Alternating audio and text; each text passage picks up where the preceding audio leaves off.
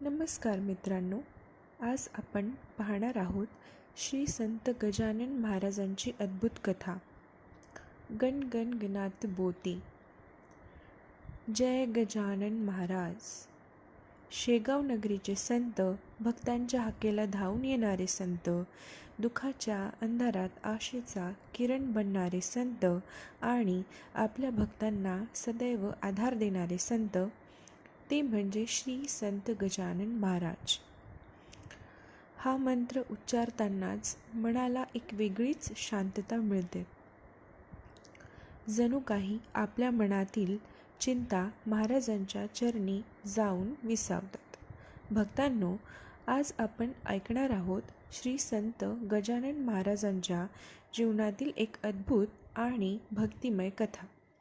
ही कथा आहे एका अशा संताची ज्यांनी कधी स्वतःला मोठे सिद्ध करण्याचा प्रयत्न केला नाही, ज्यांनी संपत्ती मागितली नाही किंवा त्यांनी राजवैभवाची इच्छासुद्धा केली नाही, परंतु ज्यांनी आपल्या भक्तांना शिकवले, देवावर विश्वास ठेवा, मन शुद्ध ठेवा आणि संकटात घाबरू नका, कारण जिथे श्रद्धा असते तिथे गजानन महाराजांची कृपा नक्कीच असते.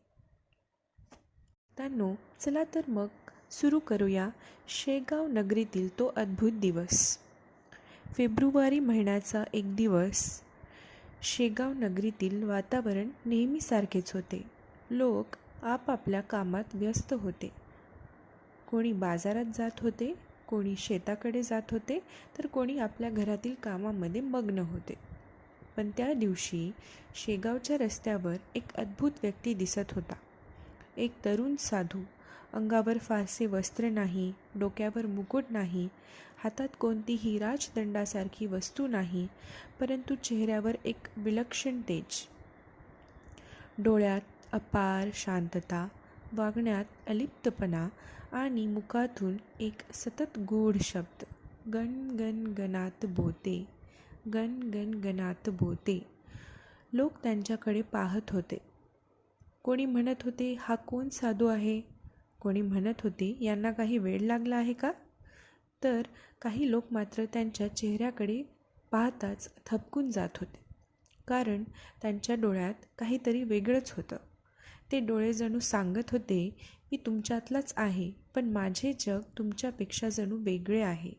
त्या दिवशी शेगावच्या भूमीवर एक महान संत अवतरले होते. ते होते श्री संत गजानन महाराज. शेगावमध्ये बंकटलाल नावाचे एक भक्त राहत होते. बंकटलाल हे मनाने अत्यंत साधे आणि श्रद्धाळू होते. एके दिवशी ते आपल्या कामासाठी बाहेर पडले होते. रस्त्यात त्यांची नजर एका साधूवर पडली. तो साधू एका ठिकाणी शांतपणे बसला होता. त्यांच्या चेहऱ्यावर विलक्षण तेज होते. बंकटलाल काही क्षण त्यांच्याकडे पाहतच राहिला. त्यांच्या मनात विचार आला, हा साधू साधा दिसत नाही. ते हळूहळू त्या साधूजवळ गेले. त्यांनी नम्रपणे विचारले, महाराज, आपण कोण आहात? पण त्या साधूंनी कोणतेही उत्तर नाही दिले. ते फक्त शांतपणे म्हणाले, गण गण गणात बोते. बंकटलालांना त्या शब्दांचा अर्थच नाही समजला, पण त्या आवाजात अशी शक्ती होती की त्यांच्या मनाला एक अद्भुत शांतता मिळाली. बंकटलालांनी पुन्हा विचारले, महाराज, आपण काही खाल्ले आहे का? महाराज शांत राहिले. बंकटलालांनी त्यांना प्रेमाने अन्न दिले. महाराजांनी अन्न स्वीकारले आणि त्या क्षणी बंकटलालांच्या मनात एक भावना निर्माण झाली. हे साधू साधे नाहीत, त्यांच्यामध्ये नक्कीच दैवी शक्ती आहे. त्या दिवसापासून बंकटलाल महाराजांच्या सेवेत राहू लागले. हळूहळू लोकांना समजू लागले की शेगावमध्ये एक महान संत आले आहेत. या पुढील कहाणी जाणण्यासाठी चॅनलला लाईक आणि सबस्क्राईब करायला विसरू नका. थँक्यू.